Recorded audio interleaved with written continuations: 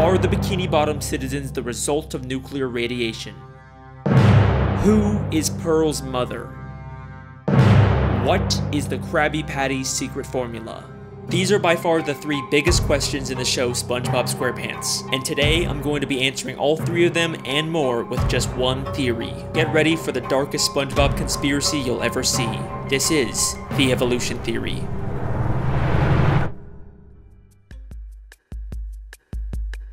We're back with another SpongeBob conspiracy. Guess I'm the SpongeBob guy now. That's all I make. You guys sure love these SpongeBob theories. Alex Bale out with another video. The makers of SpongeBob interfere to put in their own message to brainwash you people. Squilliam sends the doctor in. He's not really a doctor. He's just trying to infiltrate that little round thing on his head there. Oh my God. Thank God for Alex Bale. Look at that. He's helping me prove my point. You know what? That is awesome. Maybe some of you love them a little too much. You know, I got other videos, right? I make films and stuff too. Anyone want to watch those? Anyways, by far the most popular SpongeBob theory out there is the Bikini Atoll nuclear radiation theory. It's pretty simple. It's been confirmed that Bikini Bottom is actually beneath a real-life place called Bikini Atoll. From 1946 to 1958, the United States did nuclear tests there, devastating the area and leaving it radioactive even to this day. The theory states that the reason why the citizens of Bikini Bottom can talk and have formed advanced societies is because of mutations caused by these nuclear tests. And that's about the whole theory. Even though there's tons and tons of videos about it, none of them actually go in depth with it or really look through the show for evidence. But y'all know that if Alex Bale is making a theory on it, then it's not going to be some baby surface level analysis. I will watch every single episode of SpongeBob. I will read every page of the goddamn Wikipedia. If I'm making a theory on it, then you guys know it's going to be good. And once I really started looking into this theory, I realized that there is so much more here than anyone thinks. Get ready, because today we're going to be solving the biggest mysteries in the history of SpongeBob Squarepants and changing the way you look at the entire show. So without further ado, let's begin the theory.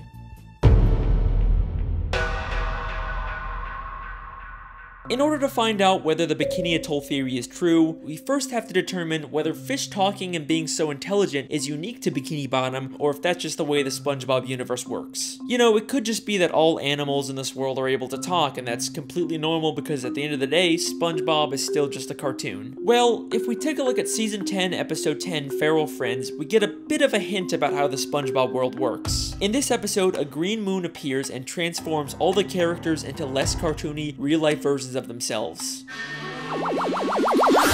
SpongeBob? Patrick? Just like in real life, they can't talk and end up trying to eat each other. The French narrator is watching all this unfold, and he says this very important line. I have been monitoring the behavior of the green moon all day. It is called Neptune's moon.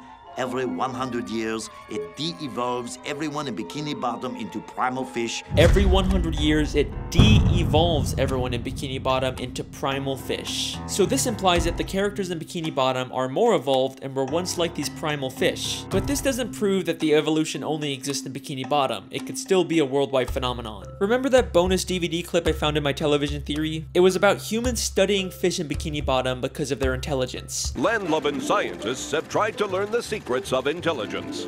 Their studies led them to the sea, where the citizens of one undersea colony demonstrated a genius so enormous, the scientists felt compelled to record their actions for use in teaching mankind how to live better. This makes it sound an awful lot like the fish in Bikini Bottom actually are uniquely evolved and it's not some worldwide phase. Then, in the SpongeBob 20-year anniversary special, SpongeBob's Big Birthday Blowout, we get a major piece of evidence for this theory. SpongeBob and Patrick take a tour of the surface world and eventually go to a fish store and see some very realistic, less evolved fish.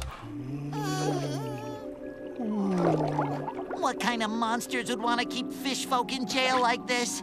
They're so beautiful. They can't talk back to SpongeBob and Patrick, and they're actually able to swim freely through the water instead of being affected by gravity. They are clearly showing us that both evolved and primitive fish exist in this universe at the same time. Now, sometimes we've seen Bikini Bottom characters represented as realistic fish like this, but only when they're out of water, never while they're still in water like these fish. We even see this again in the beginning of the third SpongeBob movie, Sponge on the Run. The movie opens with a coral reef full of these realistic primal fish, but eventually eventually we get to Bikini Bottom where the more evolved fish live. So there you go, direct proof that the citizens of Bikini Bottom are uniquely evolved. This is a very deliberate world building choice for the creators to make. So I guess that kind of confirms the Bikini Atoll theory. Theory confirmed! We did it! Woo! Well, let's hold on for a second. As much as I'd love to call this theory complete, there's actually one major piece of evidence that gives me some resistance. Something I've never seen anyone else bring up when talking about this theory. Prehistoric Bikini Bottom. We've seen episodes like UGG or SB129 that show Bikini Bottom millions of years in the past, but we still see evolved versions of SpongeBob and Patrick. Sure, they may not be super intelligent or advanced, but they're still clearly way more evolved than the primitive, realistic versions we see in Feral Friends or in the fish store. So, how are we seeing these evolutions millions of years before the Bikini Atoll tests? Well, unfortunately, I think the only conclusion is that the Bikini Atoll theory just isn't true. I mean, clearly something has caused Bikini Bottom citizens to be uniquely evolved, there's no denying that. But whatever caused it took place millions of years ago and couldn't have been the Bikini Atoll nuclear tests. Then, what really caused the evolution? In the entire show, the only thing we've seen that directly affects the evolution of characters is the Green Moon and Feral Friends. Except the French narrator specifically calls it Neptune's moon. It is called Neptune's moon. Named after the ruler of the seven seas, King Neptune. King Neptune is a character who's been around since the beginning of the sea. He's a character who the Bikini Bottom citizens view as their god, and he's a character who has the ability to change fish into other forms. What the?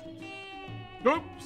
King Neptune used his magic to turn the fish of the sea into more evolved subjects for him to rule over. He's the one who's been behind it all this time. Now, I could spend this entire video talking about King Neptune and his weird continuity and contradictions in the show, but I'll save that for another theory. What I'd much rather talk about are the implications of having evolved and primitive fish coexisting in the sea. Now, we know that this evolution isn't specific to just Bikini Bottom. We've seen different cities and places far across the ocean that still have talking fish, which makes sense because the marine life in Bikini Bottom has evolved to resemble humans, so it's no surprise that just like humans, they've expanded beyond Bikini Bottom and colonized other areas of the sea. But now, I have an interesting question for you. What is the relationship between evolved fish and primitive unevolved fish? Well, they probably just peacefully coexist in the sea without bothering each other. You know, just like real-life humans and animals. Wait a second.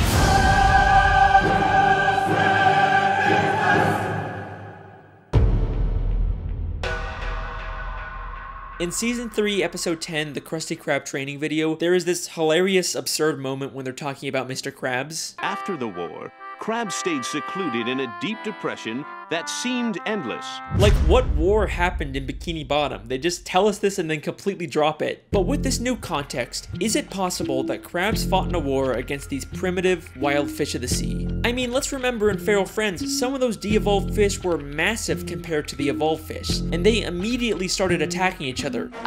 The battle for the survival of the fittest rages on in the animal kingdom. So yeah, in order for the Bikini Bottom citizens to survive and expand, they would probably break into some kind of war. And from the sounds of it, this war must have been pretty brutal to put Mr. Krabs into such a deep depression. But I'm getting ahead of myself. Is there actually any evidence that proves the war Mr. Krabs fought in was specifically this evolutionary war? Well, through the few flashbacks we get, we know that Mr. Krabs served in the Navy. And yes, they were sailing ships on an ocean, even though they're already underwater. This is actually a real-life phenomenon where certain parts of the sea can have a higher level of salinity, and it looks like an underwater ocean. Shout out Miss Parks, my high school marine biology teacher. We also know from maps of Bikini Bottom that the town is surrounded by this underwater ocean. So that places Mr. Krabs' war outside of Bikini Bottom where this evolutionary war would have to take place. Then if we take a look at Mr. Krabs' home, we see it is full of memorabilia from his past days in the Navy. But hidden within here is something that will absolutely blow your mind and answer one of the biggest questions in the show. Hanging there on his wall is a picture of a massive whale next to a ship.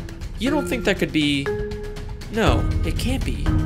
Pearl's mother?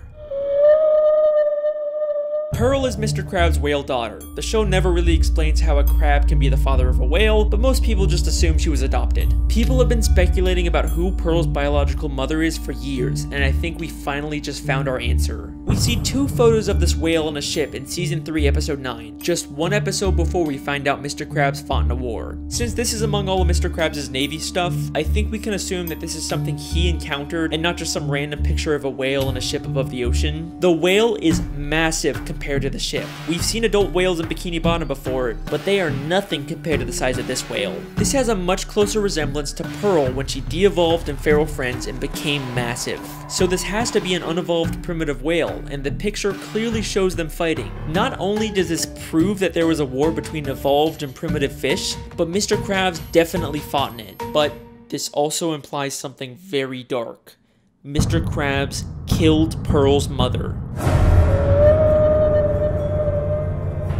The only direct reference we get in the show to Pearl's mother is one of Mr. Krabs' many sayings, Mother of Pearl. Mother of Pearl! Mother of Pearl! Holy Mother of Pearl! He uses it in places something like holy crap or dear God, only saying it when something truly shocking or terrible happens, because he knows the terrible thing that happened to Pearl's mother. Why did Mr. Krabs go into such a deep depression after the war? Because he's haunted by what he's done, and the smoking harpoon to prove it is right there on his wall. So that leaves us with an important question. Why did he adopt Pearl? After he killed her mother, he probably realized she had an infant daughter who had the evolutionary genes. Instead of leaving her to die, he adopted her as his own, all while keeping the dark secret that he was responsible for her mother's death. Woo! Childhood ruined yet? Well, don't worry, there's still time for this theory to get even worse. Now's your chance to remove yourself before things get really dark. Still here?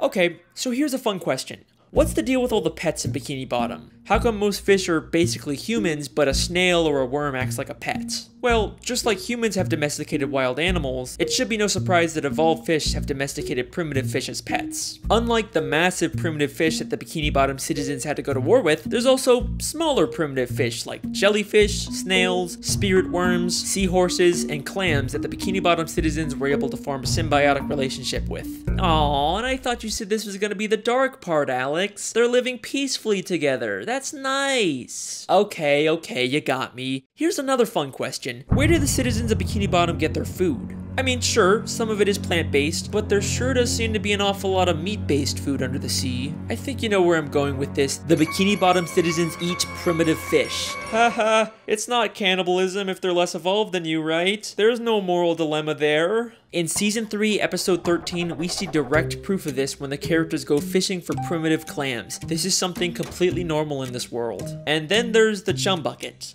which sells chum. Chum. Chum is literally just ground up fish. The show isn't even hiding this. Now, we don't really see too much of the meat harvesting side of Bikini Bottom, and I'm not surprised they're keeping it on the DL, you know, with the whole cannibalism thing, but there is one secret to making food that is kept more secret than anything in Bikini Bottom. The best kept secret in the entire show. You already know what I'm gonna say. The Krabby Patty Secret Formula. Throughout the show, there's been lots of contradictory evidence about the Krabby Patty Secret Formula. In Season 4, Episode 7, Mr. Krabs says it's an old family recipe. Your mother knows the Krabby Patty formula? Of course she does! It's an old Krabs family recipe! But in Season 5, Episode 1, apparently Mr. Krabs discovered it on his own by accidentally mixing random ingredients together. I've done it! I discovered the perfect patty batter!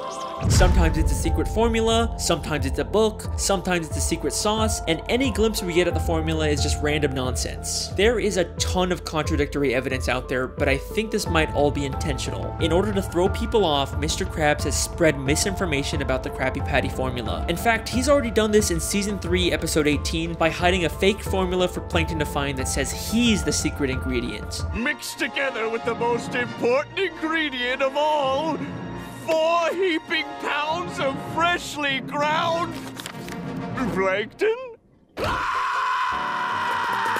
And the contradictions aren't just inside the show. Even one of the Spongebob crew members once said that Krabby Patties are vegetarian and contain no meat. But I've always been a little suspicious about what the creators say. They've also said that they're not allowed to show fish as food, except they clearly do with chum, clam fishing, and all the many gags where fish turn into food. It's almost like they're not allowed by Nickelodeon to publicly acknowledge this because that could create a controversy, but they could still sneak this dark secret into the show. So what is the true secret ingredient? Where does the meat really come from? It's strange, we never really see Mr. Krabs get the meat delivered, or at least go out himself to get it. It's almost like he has all the meat he needs stockpiled somewhere.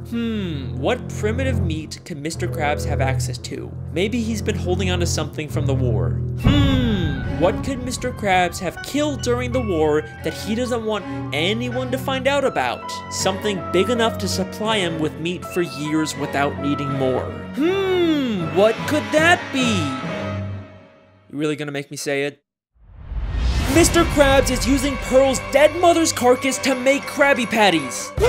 We did it! Yeah, we solved the mystery! We did it! I'm so glad! Season 1, Episode 15, Sleepy Time. Mr. Krabs has a dream that he's on a boat fishing for a massive dollar. This is his memory of killing Pearl's mother, except now all he sees her as is money. And take a guess what name he calls the dollar. What you doing, Mr. Krabs? I'm picking Neptune's bucket.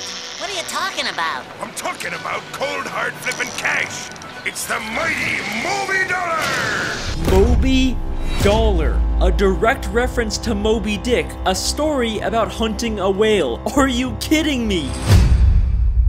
And that is the evolution theory. I warned you guys this would be a dark one. The Bikini Atoll theory, King Neptune, Pearl's mother, the Krabby Patty formula, we hit everything in this theory. Even if you don't agree with all of it, you gotta admit a lot of this makes sense. Eugene Krabs' aspirations for money and greed have caused him to do terrible, terrible things. At least his love for Pearl seems to be real, so maybe there's some small amount of good in him. And even though Pearl's mother probably provides tons of meat, eventually he's gonna run out and he'll have to face what he's done. Well, unless of course there's another whale he has access to. Nope. Nope. No. No. Mr. Krabs wouldn't do that. He loves Pearl. He's not just raising her for Krabby Patty meat. Even Mr. Krabs isn't that much of a monster. From every side I've ever seen to the sweetest sound I've heard, I'd gladly give up everything for all the money that I've earned. Huh. Well, alrighty then, that's the end of that theory. Just gonna end it here before there's any more dark plot twists. You guys have been insanely supportive with these SpongeBob theories, so I guess I have to make more. I've been your host, Alex Bale. Thanks for watching.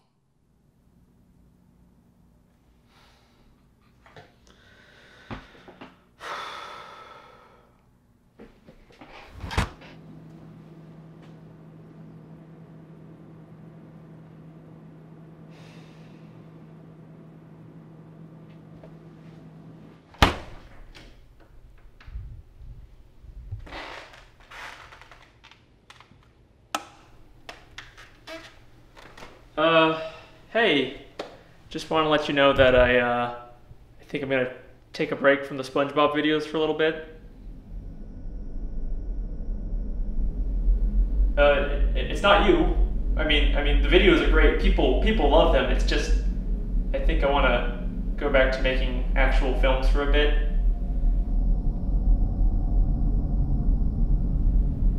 Okay then. Thanks for everything. I guess I'll just see you around.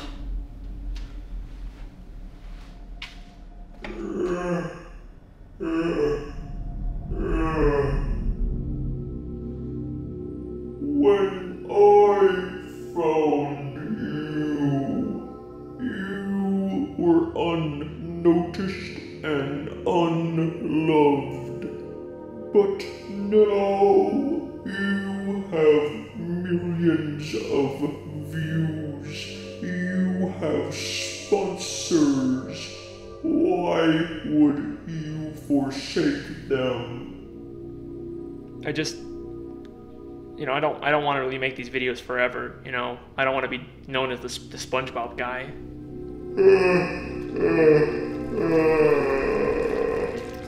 My boy, you really think they will care about your little films? I am your muse. I have given you the gift of knowledge. If you wish to go back to anonymity, then be my guest. But I know who you really